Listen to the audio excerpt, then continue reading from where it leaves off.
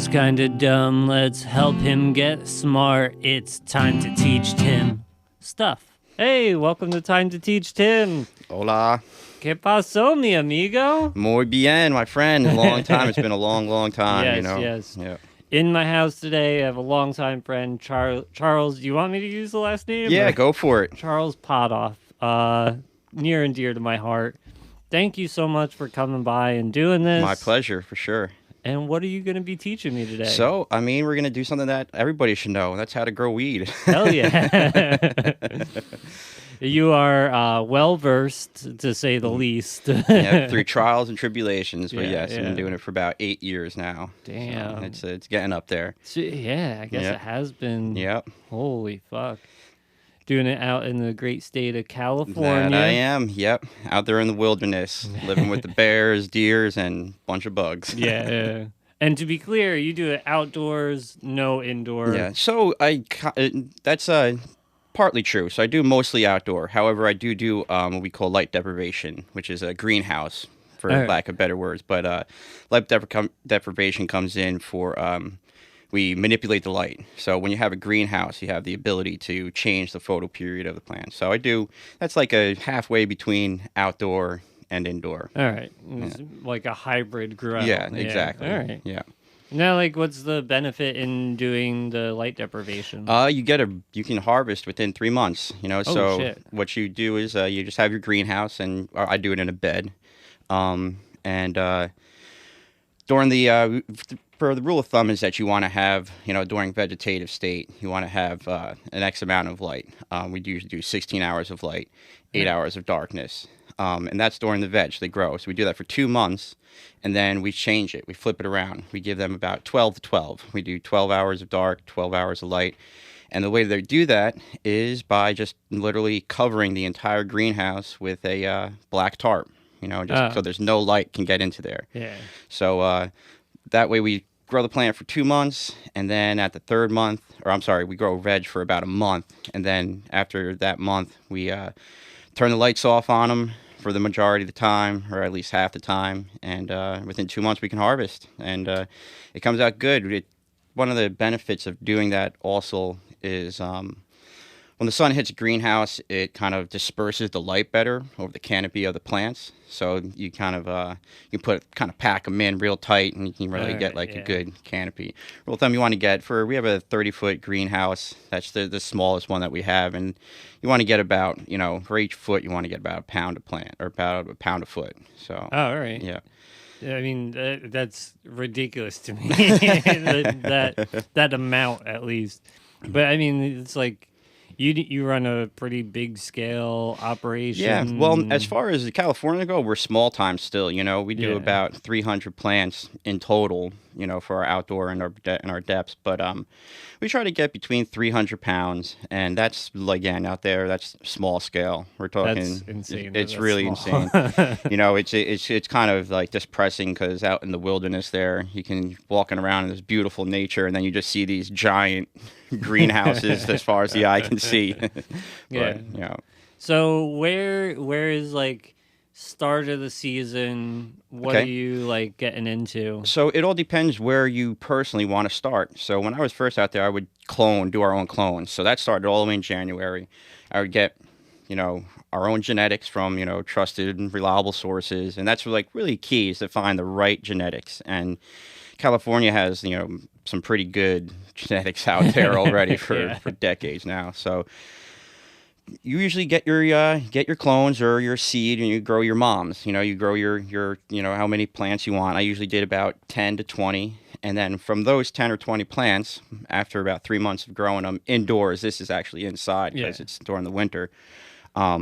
We then start cloning them, and for about 3 months straight, I just clone all day long, and then we'll have all of our, from those 20 plants, I can turn them into, 3,000 plus, maybe more, depending. And cloning it's like taking a clip of the plant and then starting it on its own plant, kind of. So what I'll go over real quick. It's very simple. It sounds difficult, but once you do it once or twice, it's night or day. So you usually you want to take the plant wants to be about maybe the size of your hand to, if you open your fist up, it's about the Yeah. size of that. That's about the biggest you want a clone.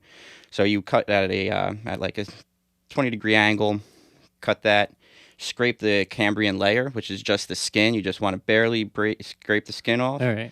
and then you dip it in a rooting hormone. And then once you do that, you just stick it in a grow cube, and you can usually we do trays of 50. And then you just have to like let it sit in its own little environment. You close it with a dome. I usually spray it twice a day with just water, not on the cube itself, but mist the top. You really want the leaves to be absorbing the water. And after about 20 days or so, they start to grow their own roots. And yeah. Man, nature is fucking amazing. Yeah. And in our latter years, I've been starting to buy clones. So like I skipped the entire winter cloning process, and now I just buy clones from somebody else because it really saves you a lot of work. However, it's expensive, to do it that way. Yeah. To buy clones, it's very expensive. So if you have the time and the ability, I really recommend people to clone their own stuff. Yeah. Well, that's what. So like. Would you then, like in January when you're starting the mother, that's like starting a fresh plant, like that's from seed. Yep. Well, you can either do seed or buy clones, just like starting clones, like one tray of clones. But you're taking 50 clones, or I did 20, and I turned those 20 clones into 3,000 or whatever it may be, whatever the number may be. Yeah. So the seeds is a little bit trickier because seeds tend to take a little bit longer before they show their sex. So if you're trying, the one good thing about cloning, if you clone a female plant, you're going to get a female clone. It's 100% guaranteed. Yeah. Seeds, it's not guaranteed. So you have to. When I did seeds a few times, and you have to, if you want one female plant, you put in 3 seeds and hope one of them turns out to be a female. So that's a whole nother realm. Yeah. How long does it take before you can be like, yes, this is a female and this is a male? Like, what is the differentiation? So it usually takes it could take. I've seen it take 3 months before they've shown what their sex is. But I've also seen it as soon as a month, and you can tell usually by either the males will usually have we call it 3 knuckles, and it looks like 3 little like knuckles that come out the bottom of a shoot. And there's the seed podlings, or the pollen podlings, and then the females will have what are called just pistils, and you'll see right where the branch splits, there'll be 2 little white hairs that come out, and once you see that, you're pretty confident that it's a female. Yeah. All right. So then you got all your clones. Where do you start then to move towards the outdoors? Like, is it from there, or is it still more? So we usually keep them in. We set one of the greenhouses up, and we put them in there. And I try to keep them out there. It all depends with Mother Nature. When you're growing outdoors, even in a greenhouse, you're gonna have the ability to have it somewhat climate control. But if that weather drops below 32 degrees, you're gonna you have to run the risk of stunting your plants.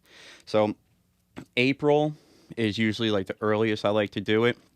I know in the greenhouse, and then they spend a good 2 months there. And during May is when I start working on the soil.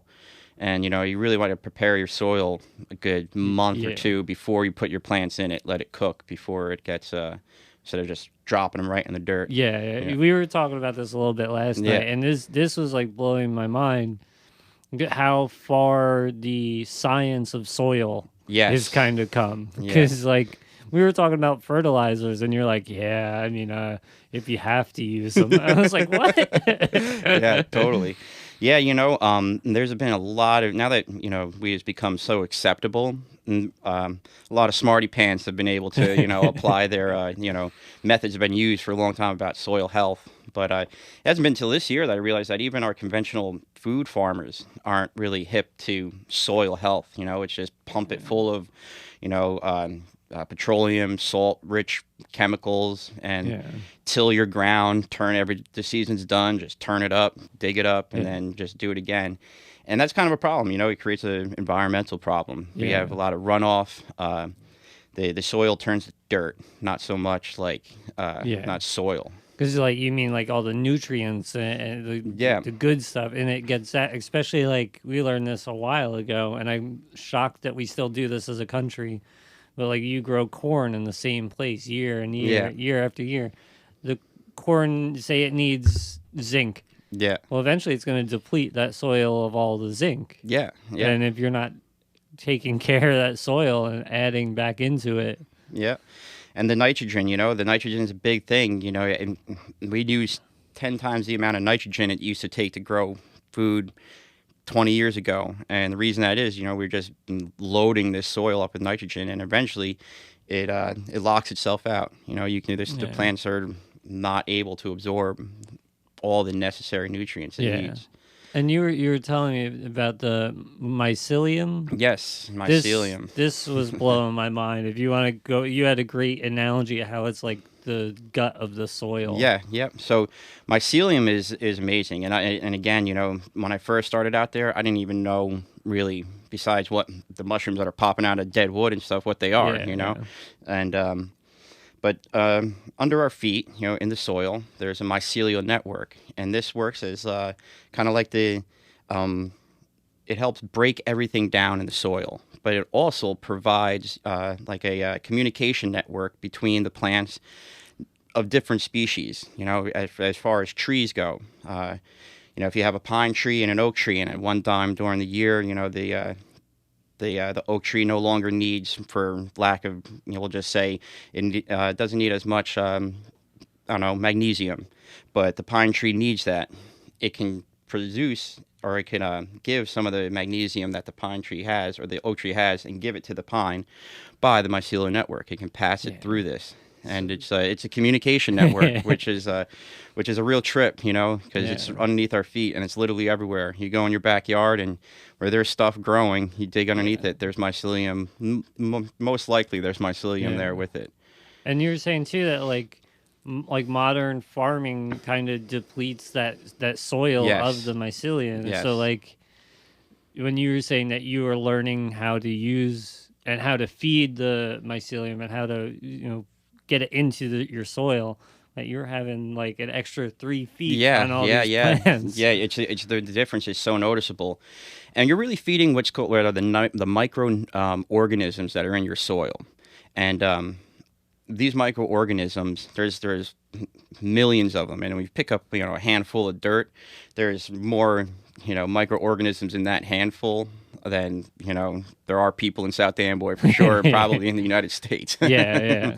But so like with the microorganisms, you really need to you understand that when you use these heavy salt-based chemicals, the microorganisms can't survive in that environment, and they don't necessarily die, but they leave. They're living organisms, and they go find where it is nutrient rich for what they need. So when you have your nutrients, or your like for example your nitrogen in your water, the water that you feed your plants, you're kind of hurting your microorganisms. They're not going to be able to absorb any of that. So what you really want to do is give your soil what it needs, what the microorganisms need. They absorb the nutrients, excrete it, which is like sweat or poop, whichever you want to call it. They put it into the soil, and the mycelium then takes the nutrients from that, and they provide it to the plants. The plant roots themselves take it, and that's when you have like a real rich, soil that the plants can survive from. Yeah, you were telling me it's kind of like your gut biome. Yep. Where it's like it's not really our stomach that digests everything, but it's the bacteria in the stomach. So then we can absorb. It's kind of cool to think of how, like, soil in my mind is just there. Like it's just a thing, but it's this entire network. It is. I mean, it's kind of blows my mind that plants can communicate with each other through something that's not even them. Like, totally. And when you look at a forest of trees, you always think it's like, no, they're trees. There's not much going on, but underneath the ground, there's this huge highway of communication going on, and any time of the day. Yeah, this is a wild socialist network of fungus. Totally. Yep. Here's a little side story trip that I just found. There's a lot of great books and documentaries that have come out in the past, 10 years that are touch on all this stuff. And I'm never going to remember her name, but she was a doctor a scientist that was out in Washington, I believe, and what she had essentially found out and discovered was that trees have like parent trees. There's an oak tree, for example, will drop its seeds, and specific trees will also sprout up. Now that mother tree will provide all of her babies the proper nutrients that need through the mycelium. So there's literally trees that are taking care of smaller trees. I remember, so me and you lived together for a while.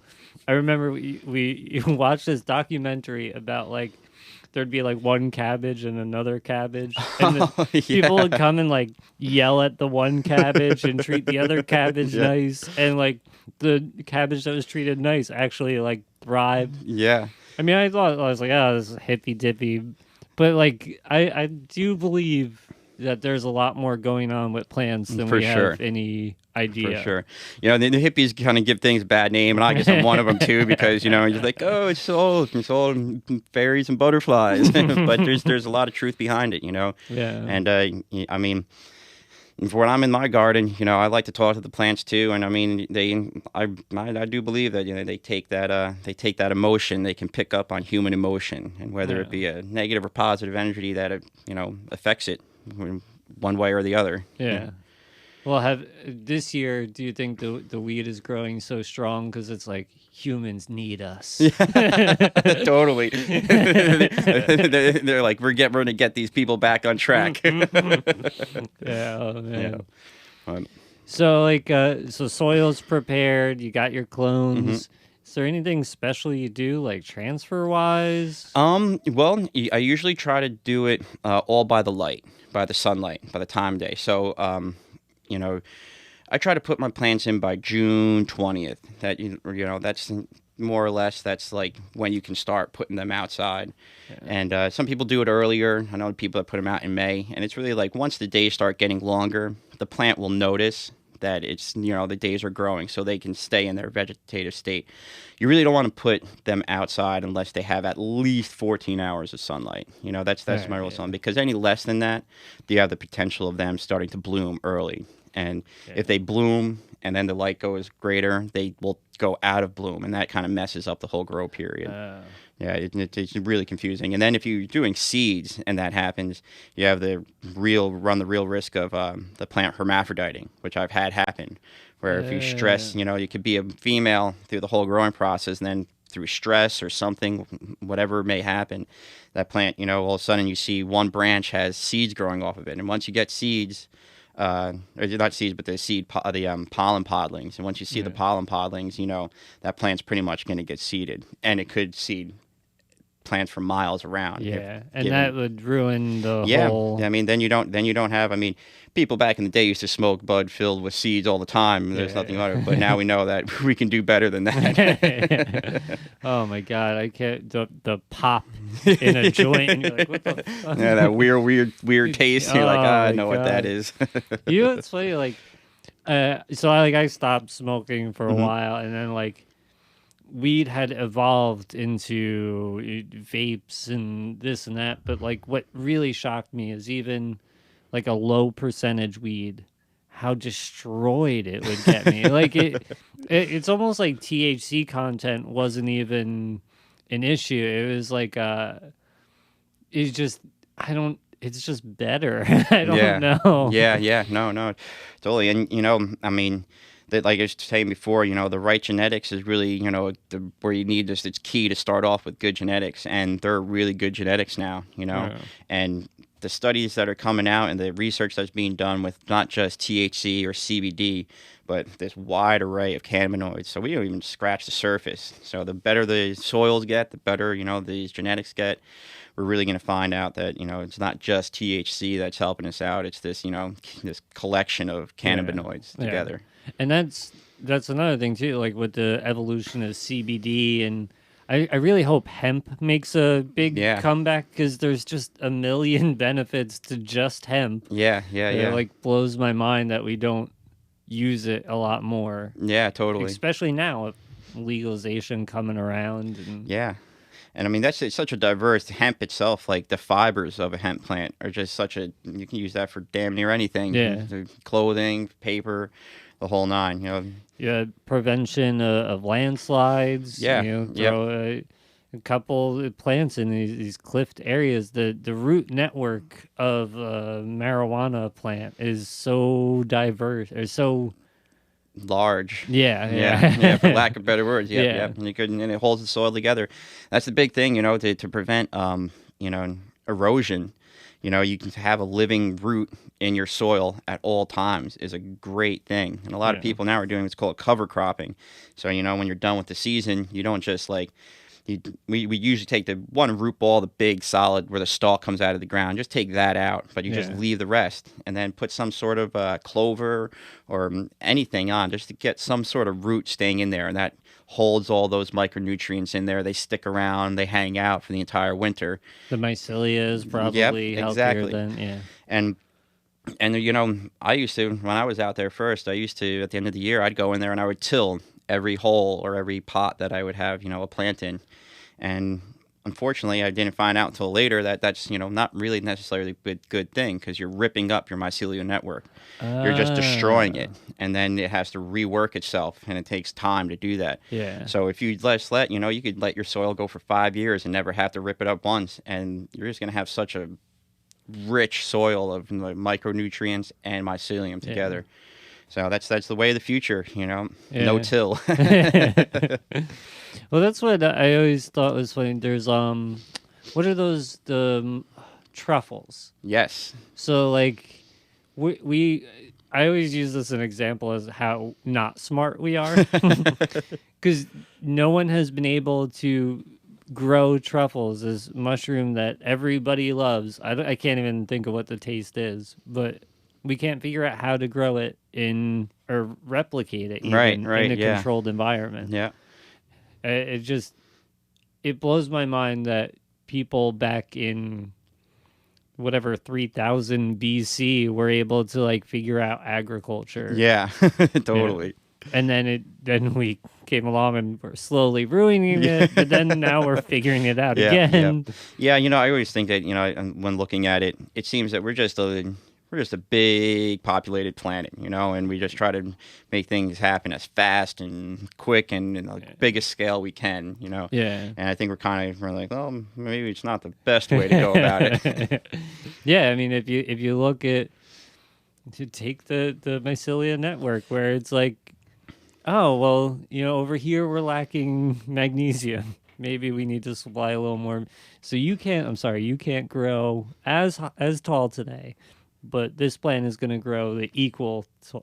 I don't know. Maybe I'm a socialist. I don't know. I love capitalism, Mr. Biden. Biden's the president. Don't wake him up. Yeah, no. Yeah, but so much more goes into growing than just growing. Yeah. Right. Yep, like, yep. I mean, you're pretty much out in those woods for months on end. Yep. You know, the season, you like to say, you know, right now I'm usually doing from April till, you know, this year I harvested early because we had a storm come in and I had to get it out of the ground. But that's was mid-October, and then the drying and curing period is about another month after that. So, you know, it's a good portion of the year.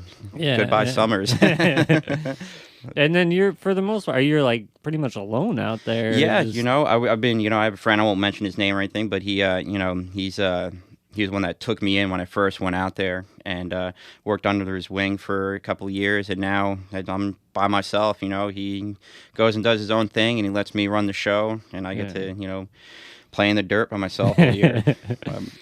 Is it rough?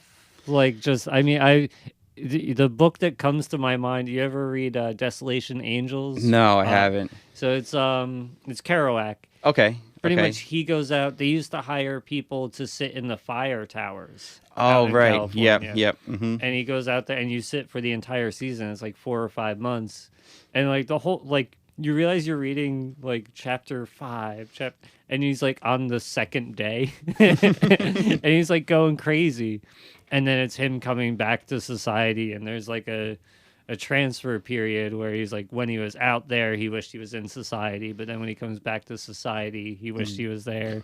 I Yeah. mean, that's me romanticizing what you do. No, But that's pretty spot on, because I mean, you knew me back in the day. I used to be a pretty social person, yeah. and now, I'm out in the woods for so long on end.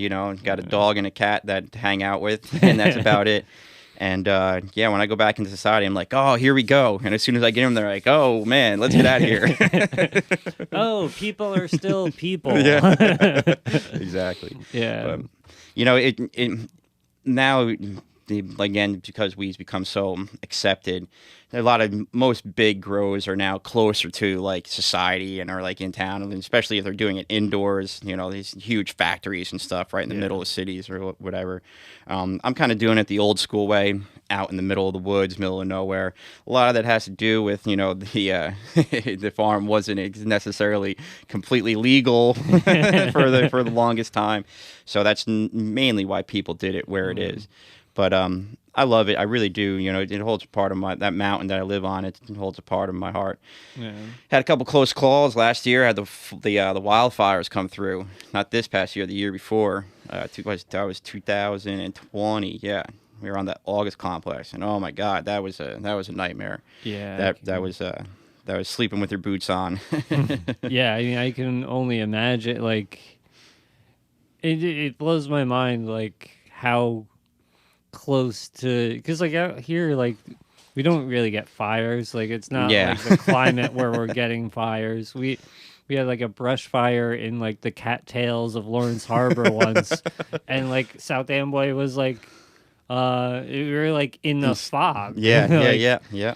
I can only imagine out there just like seeing like smoke roll across a hill and just like, oh my God! My entire year. It was crazy. Like I stayed behind. They evacuated everybody from our area, but if you don't leave, they can't really force you to. And I mean, I don't suggest anybody like avoid an evacuation during a forest fire. But if I had left, the crop would have been done. And it was every day waking up and shaking. It was like it's snowing out with ash, and it's just shaking the plants clear of ash. And when that fire first came through, I was outside at 11 o'clock in the morning, and it was pitch black. There was so much smoke. Wow. Yeah, it was a pretty wild thing. Yeah. It came pretty close. So man, it came up. The fire that I was involved in was the August complex, and it was actually 3 fires that combined, and it made what they now I guess call this was never happened before in California, a gigafire, which is over 1 million acres. And 5G, damn it. Totally. But man, this fire came right up to our road, and God bless the Cal Fire and the volunteer firefighters out there, because they made a line. And unfortunately, a lot of neighbors of mine and a lot of close people, they lost everything: homes, gardens, animals. It came through fast. I'll give you a quick little story about what happened. So in the Yola Mountains, which is Mendocino National Forest, there was part of this August complex was there, and it was cresting over this one mountain ridge. And once it came over this ridge, it would be into territory where people lived, and it's essentially where I am at. And it was about 15 miles away where this fire was. And Cal Fire, they made a little bit of a boo-boo, and they did a back burn. And what a back burn is you try to burn the backside of a mountain, so when the fire reaches the top on the other side, there's no fuel left for it, and it kind of will putter out. Well, unfortunately, the fire is unpredictable, and it created its own weather, and the wind had changed as they were doing the back burn, and their back burn went the other way. And the wind picked up so bad that within, I think it was the hottest part of the fire went, I think, that was those 15 miles. It took it about something ridiculous, like 22 minutes to go 15 miles, and then it's already on people's doorsteps. And you have no time to do anything. You got to get up and go. And I stayed behind, me and a couple other neighbors, we stayed behind, had all of our, all the water we could find to fight it if it came to the doorstep. Yeah. But Cal Fire came in, they worked through the night, 24 hours a day. Yeah. They just shift after shift, just people on bulldozers, guys making fire lines, and they were able to stop it before it passed our road. So we were really lucky. all the weed smelled like smoke, and we had a lot of ash, and it was a lot of work. But a lot of people lost everything, so I'm grateful for that. Yeah. Yeah, I mean, hearing some of the stories that come out of there, like about Cal Fire, is like mind blowing. Yeah. And then so this episode has a lot of like overlaps with Radiolab. Like the Mycelia, I think Radiolab did an episode on it. And then they also did an episode about controlled burns. Okay. And they were doing these controlled burns to save one species of finch. Okay. And then it ended up happening where one of the firemen who was doing the controlled burn, he died in the controlled burn. Oh, man. And then, like, the whole story leading up to it, they do this so great where you're like, we need to save this bird. And then this guy dies. And then they're like, oh, yeah, and it's one of, like, 1 million species of finches. And then you're like, is the life of one person worth the finch? Yeah. This is just a plug for Radiolab now at this point. But, like, they need it.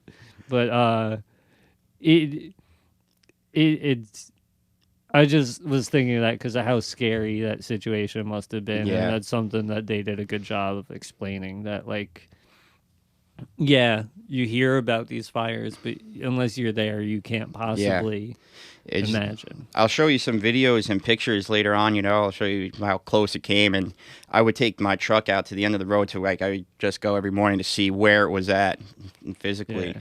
And there's some points when that wind kicks up, man, though we're talking 100-foot wave, like 100-foot flames well above the trees. And these are giant pine trees and fir trees out there. Yeah, and out there, I mean, you talk about fuel. Oh, my God. One of those trees. Yeah. And it's been so dry. This year we were sweating bullets. This year, thankfully, there was no fires in our area. Of course, the state always gets hit every year. It's just a thing now. It's how we. This is just the way things are now. But we were lucky that we didn't get any fires this year. But we were sweating bullets. It's so dry in California. The lakes are at like 10% full. It was just a severe drought. So it's a tinderbox. Yeah, and it's unfortunately like the 1 week that I was at, I guess I've been out there 2 weeks in my life. I forgot about the other trip, but like the weather's gorgeous, and the people were telling me like, oh, this is the worst week of the year. And I was like, what are you talking? It's March. I'm in a t-shirt. Yeah, it rained this morning, but it's great now. And people are like, oh, yeah, we had rain. What is this stuff? Yeah. Well, that's funny because one of the good things about California is that it is dry, and like you can grow weed in rain. It's like any other plant. It gets rained on. It's not a big deal. But if it's a constant humidity in like high humidity areas, you really run the risk of getting mold, powdery mildew, which you have to fight off consistently. Once you get it, you got it. You just have to continuously back it off. Yeah. So that's the silver lining in the dark cloud is, if it's dry, as long as you have the water to provide the plant, the soil with, it's kind of like a nice thing. Now, is water quality an issue? Yes. Now, water quality is a huge issue. And we do it nice. We have a pond, and it's rain and snow fed pond. And nice. So we have all natural, natural water. And we also have fish in there. We got catfish and goldfish. So we that's like a lot of them too. And it's good because they poop in the water, and that give it a little extra kick. But as far as water, a lot of people doing personal grows indoor, a big mistake that they use is they just use water right from the tap. And water from the tap and any city water is filled with chlorine, fluoride, all these different things. Who knows what's in there? And for us, it might not affect us that much. Some people say it does. That's a different debate. But the plants notice it. And especially the chlorine's the big thing. You're feeding your plant constant chlorine, it's going to mess it up. It's not going to have that's literally the point of chlorine, is to prevent things from growing in it. Totally. That's what when I would work at like Frog Hollow, we'd fill the pool and it'd be this green weird color, and then we'd do the first round of chlorine shock, and then the next day it's clear as could be. What the hell just happened? And my skin burns too. But which actually is a great cure for poison ivy also. Oh, chlorine, you just go jump in the pool, huh? It dries your skin out. Yeah, I mean the oil might transfer to other people, but Frog Hollow is a big enough pool. I had poison ivy so bad one year on the inside of both of my calves, and I took one of those 5-gallon water jugs and I put like half a scoop of chlorine in there, filled it Oh, with man. water. And I mean, it was to the point where like the blisters had blisters on them. Yep. It was. I soaked it in there for about like 20 minutes to the point that I couldn't take it anymore. And I washed off my legs, and like 2 days later, nothing. It was gone. Yeah. There it is. There's a cure-all for poison oak then. Better than any Ivy Dry, hydrochloric, Yeah. whatever that is. It was fucking perfect. But I don't recommend doing it. Sorry. So we got water. Yep. We got And I guess real plants. quick for the water, the main thing in water is you want to make sure the pH is proper. Plants like cannabis kind of prefers a little bit of an more acidic. So 7 is your base. 7 is even. And cannabis usually likes between 6.5 pH. I've had it a little bit higher than that, and it's been fine. But the reason when you want the proper pH is the plant will only absorb nutrients given the proper pH of the soil and the water. So it's really important to make sure that your pH is right. So you can give it all the nutrients you want. You can add your micronutrients, all the nutrients they need, but the plant will never absorb it if the pH is unbalanced. Yeah. Huh. I never would have thought soil pH was a thing too. Yes. Yep. It definitely is. And what I do now is I actually test my water and my soil together. So you run your water through your soil and then test the water that comes out of it. It's kind of a difficult thing to do, but there's like little tricks you can, to make it easier. And that's when you really know what's going on. Yeah. So let's say we're coming end of the season, which was, you said October this year. Yep. Now what goes in from October, the plant's ready, to December, we want it on a shelf? Okay, so we do it. There's ways to do it fast and sloppy, and ways to do it clean and proper. Let's do clean and proper. Clean and proper. So we do it the old school way too. Is we have hand trimmers. So what we do is I'll still back up a little bit. So we harvest, and normally, when the plant's ready, the plant will tell you, and we can get into that a little bit later on about when the plant's ready. And I tell by the color of the trichromes. When the trichrome is nice and milky, the little crystal looking, the little crystal things that look like little mushroom clouds on the plant. And you need to get yourself, if you're going to grow cannabis, I say you definitely need to get yourself a good jeweler's magnifying glass or something like that, and really get in there and see what's going on. And the trichromes will tell you exactly what's going on. When they're clear, you look at those crystals and they're clear, it's not ready. You know that those trichromes don't have the proper amount of cannabinoids, and it's mostly chlorophyll, which is not going to get you high or have any beneficial effects. It's going to burn your throat most likely. But once they got milky, like a glass of milk, cloudy, then that it's pretty prime time to take it. Some people tend to leave it go a little bit longer, myself included, where they start to amber. The top of the trichrome will start to amber. And now what's happening there is the THC is now degrading to another cannabinoid called CBN. And CBN has its own benefits, but that's what gives you more of a heavy, weighted high. So if you let it go, you let your plants go a little bit longer, you're probably going to get a heavier high. And the more amber that your trichromes are, you're going to get a good sign that that's going to happen. Huh. So I usually wait for them to just be milky. I usually do 40% milky, and then that's usually when I go for it. Yeah. So, all right, we're 40%. Is there a special way or do you just hack them? Yeah, you just there's ways. It depends on what your drying system is, and our drying system is just we just have big long piece of trellis netting hanging from a ceiling in a barn, and you want to it has to be dry in there, and you really want to control the humidity. So a big solid box, big wood barn is a great place to do it. One that you can vent as well, Yeah.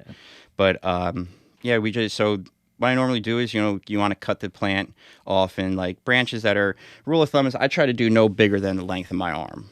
Branch that's no bigger than the length of my arm. And then you can hang them out and disperse it nice enough. And you want that stem, a good amount of stem on the plant while it's drying, because there's still nutrients in that stem.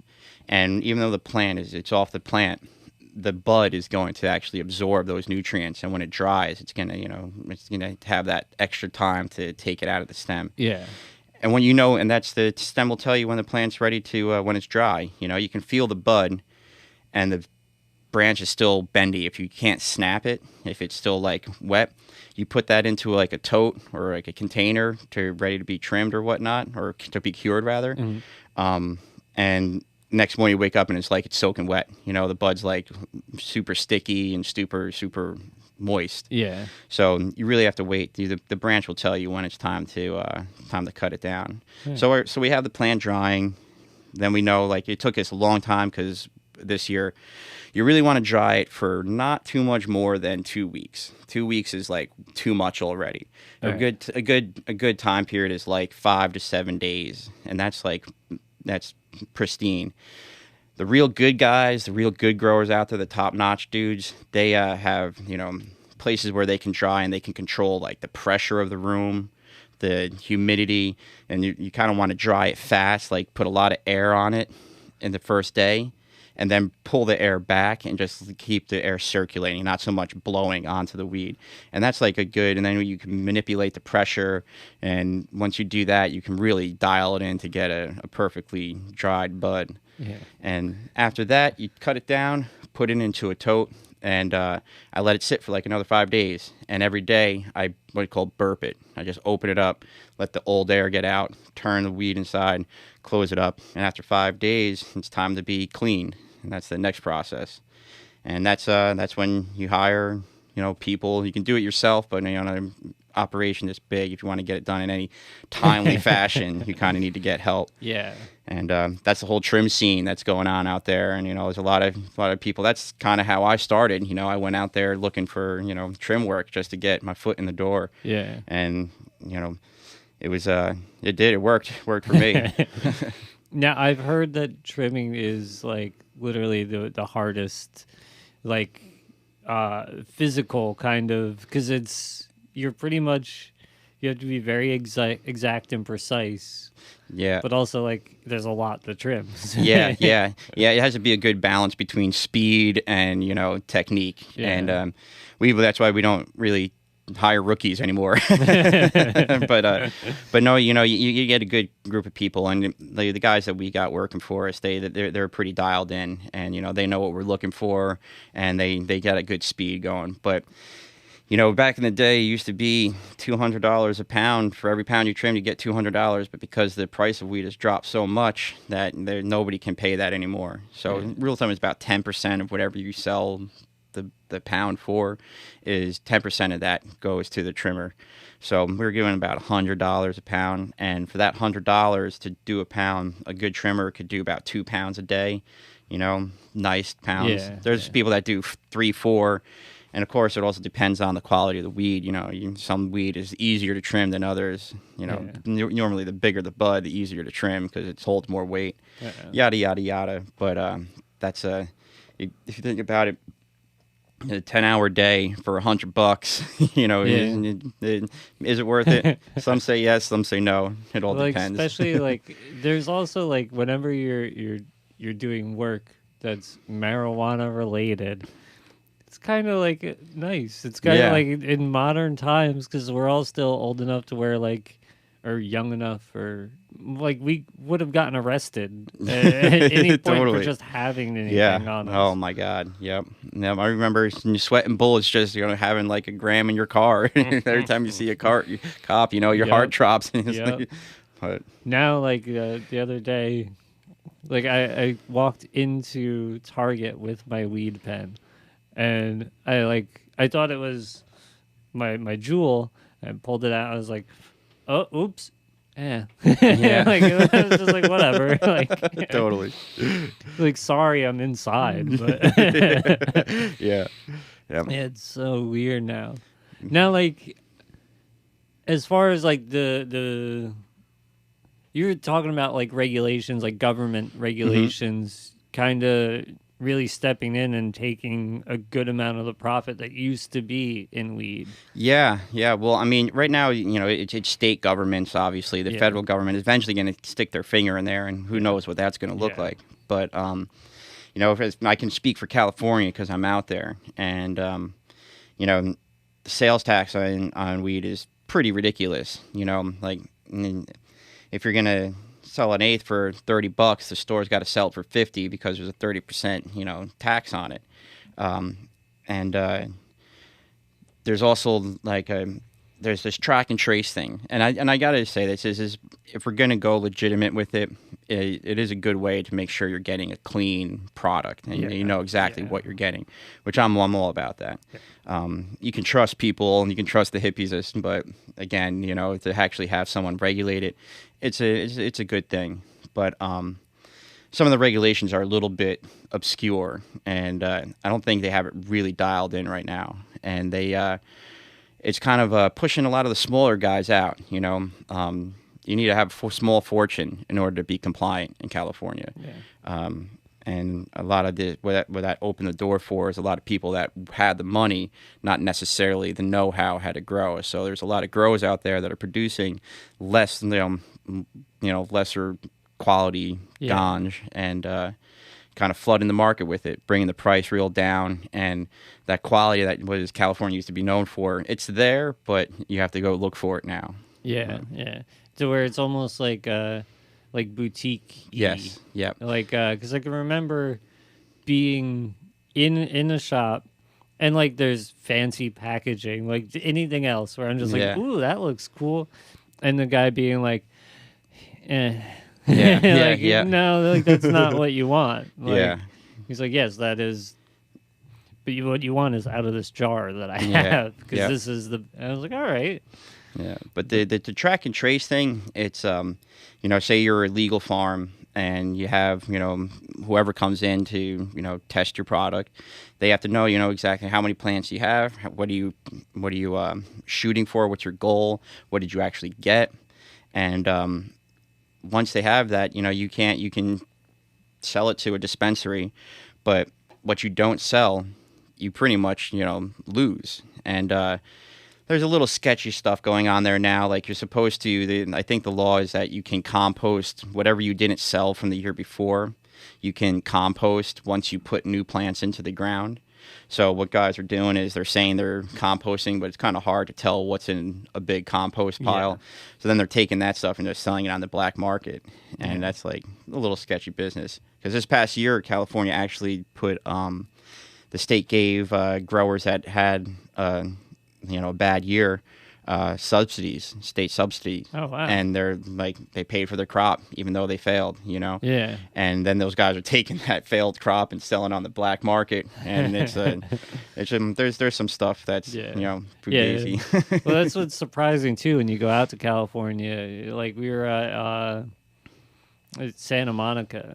It's just van after van of people living along that Yeah. whatever that road is, and you just walk down and people are like, "I got a pound for 200 or whatever." Yeah. Like, and they're like, "How are you still selling weed?" And like someone explained to me that like black market is still huge. Yeah. Yep. Because of the cost that goes into the government regulate. Yeah, you Yeah. have no clue what you're buying. Yeah. Yeah. And God only knows how it was grown. If it's Exactly. actually even weed, because you can just spray it stuff with like that K2 Yeah. fucking chemical. Oh my God. and- Yep. yeah, so I have no qualms paying for regulated marijuana Yeah. at all. And in fact, like most of that stuff that I get, it's clean or high. Yeah. You can Is tell it- the difference for yeah. sure. Yeah. Because like I'm a big fan of the carts, just convenience wise. They don't smell, so it's. But I've gotten carts that I could tell were not commercially produced, Right. and like, especially like halfway through it, you're like, I'm just gonna throw it out. Yeah, Like, yeah, yeah. It's such a difference. Totally. Well, that's one bad thing about the popularity of weed now is that there's a lot of like bogus stuff out there. Yeah. And I know extraction is a big thing now. The concentrates, and I know I've just learned how to do it myself. You can, extract terpenes, the smells of weed and the flavors of weed. You can, I think there's 9, maybe 12 essential terpenes on the terpene scale, and you can take these out and make them into like an oil. And I know people are having dirt weed, dropping these liquid terpenes in there to make it smell better, and it's a lot of little things like that are happening. And when we were growing up, I remember that wasn't even a thing. No.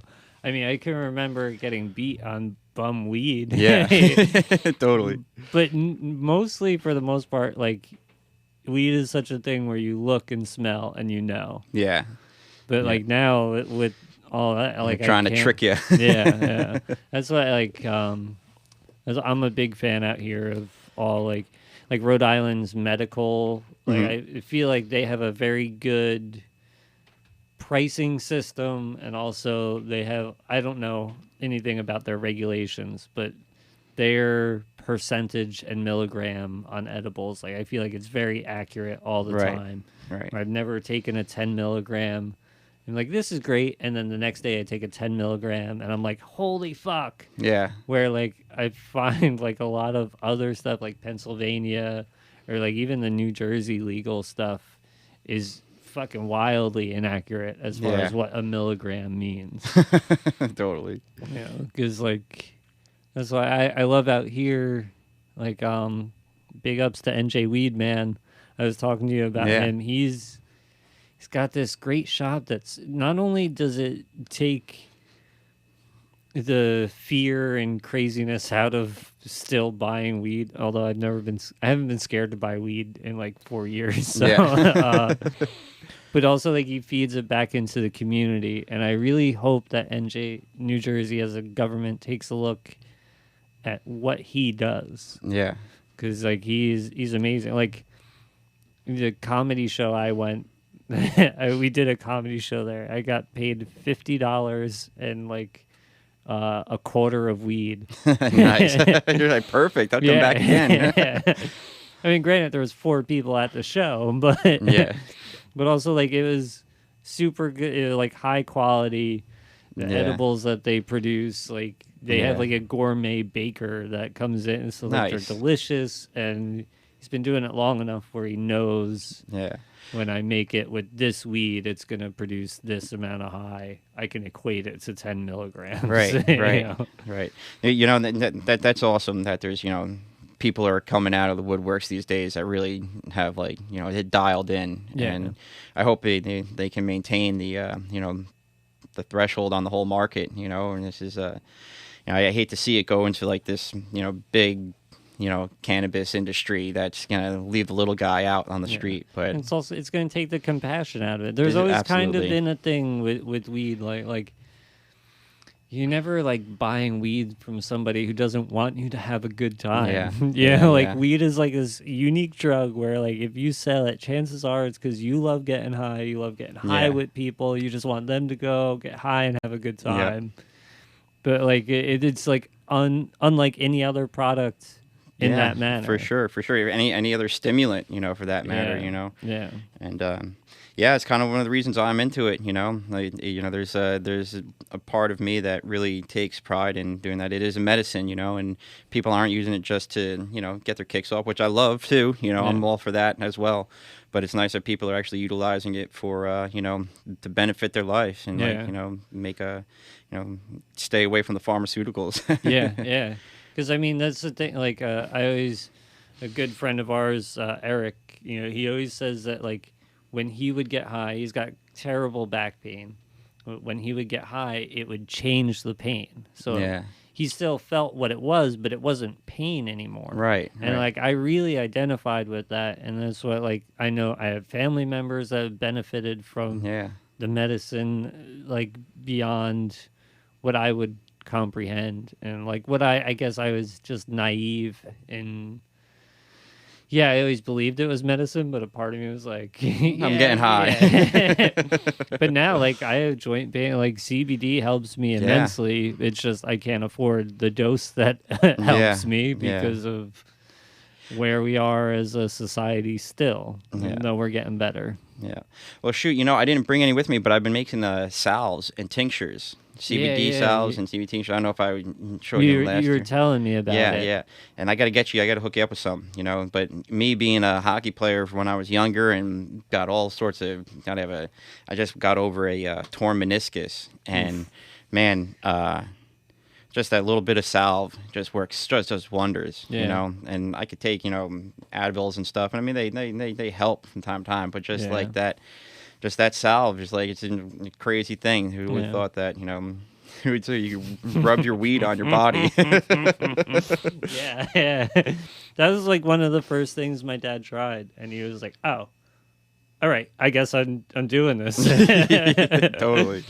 But I'm a big proponent of if you can use it, because like, you know, opiates fucking ruining everything. Oh my God. And I don't think there's any other effective pain management other than yoga and weed. Yeah,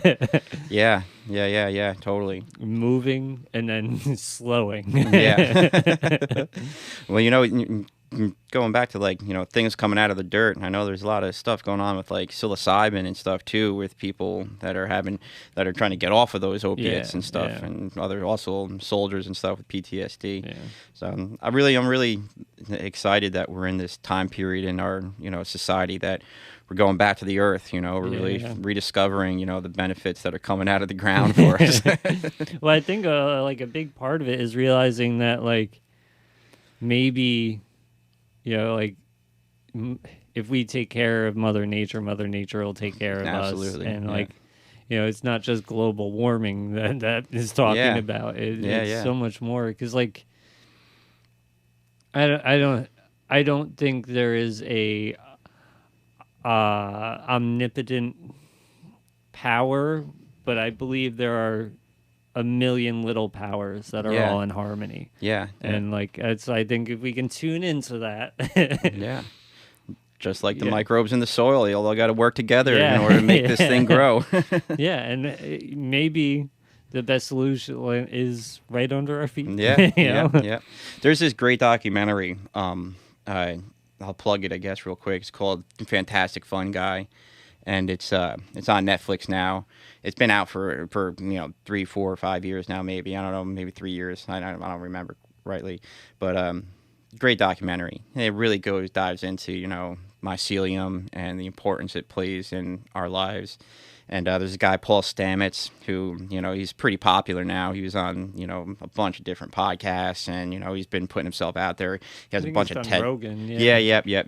He's on that guy's stuff, and he also does a lot of TED Talks. He has a lot of TED Talk things, and that guy's he's just a great person to listen to or just absorb information from, because he really got it dialed in. And there's just so, I mean, mushrooms play an integral role in our existence. And one of the things I find interesting is it's the oldest species on the planet, and it's also the most dominant species on the planet. It's everywhere. It's, you know, it's everywhere. So including inside exactly. That's one of the things they realize, is that it's not just the bacteria, that there's actual fungus in our gut, and we need to really take care of that in order to solve a lot of gut problems. So we got to make it to a Devil's game. Okay. Anything you want to plug or? No, I mean, I guess plug weed, you know, smoke weed, you know, and I think it's really important that, you know, if people do the research themselves and, you know, grow for your own, do it by yourself, you know, you can do it. And there's nothing like growing a plant, seeing it sprout and come up to become like, you know, your medicine. It's a great thing. So. All right, well, thank you so much for coming thanks, by. Tim. Love you, dude. It's Love great you to too, have you. Man. All right. Subscribe, like, whatever. Play us out, Tim. Tim's kinda dumb. Let's help him get smart. It's time to teach Tim stuff. Cool, man.